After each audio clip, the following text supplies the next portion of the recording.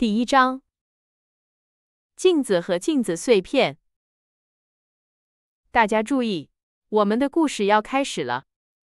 等我們讀完這一部分，大家就會比現在知道的多一些。這個故事講的是一個邪惡的小精靈，他是最壞的那種，簡直就是魔鬼本人。有一天，他心情特別好，因為他造了一面有奇特魔力的鏡子。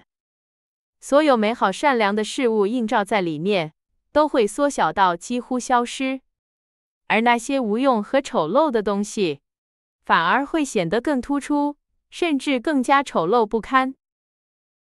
最美麗的風景在鏡子裡看上去就像煮爛的菠菜，而最善良高尚的人則變得面目可憎，或者上下顛倒，沒有身體，面孔扭曲的完全認不出來。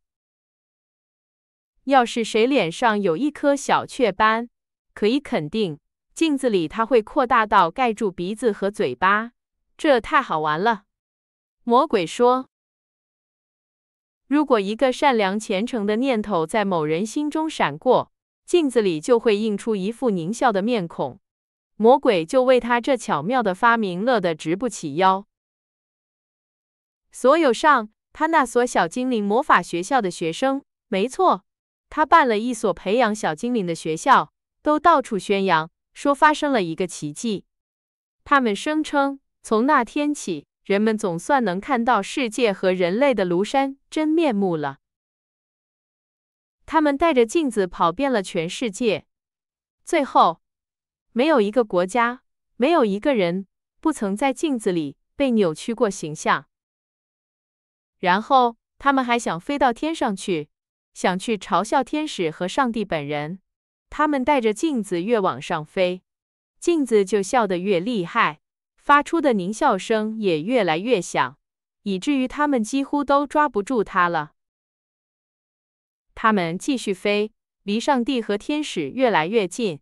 突然，那鏡子笑得猛烈地顫抖起來，竟然從他們手中滑落，掉到地上，摔得粉碎，變成了億萬甚至數不清的碎片。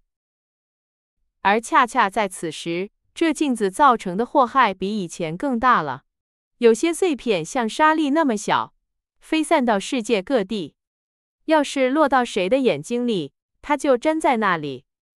這個人看什麼東西都會看走了樣，或者只看到事物壞的一面，因為每一塊最小的碎片也都保留着和原來那面完整的鏡子一樣的魔力。還有些碎片甚至鑽進了某些人的心裡，那後果就更可怕了。這顆心會立刻凍結，變成一塊冰疙瘩。有些碎片大的可以當做窗玻璃用，但是透過這樣的玻璃去看朋友，感覺可是非常糟糕的。還有些碎片被做成了眼鏡片，要是人們戴上這種眼鏡，想要看清楚事物，做出公正的判斷，那結果會怎樣就不用說了。那個壞家伙笑得肚子都快要破了，覺得這一切實在太有趣了。不過，還有一些微小的碎片仍然在空中飛揚着，至於它們後來怎麼樣了，你們馬上就會聽到。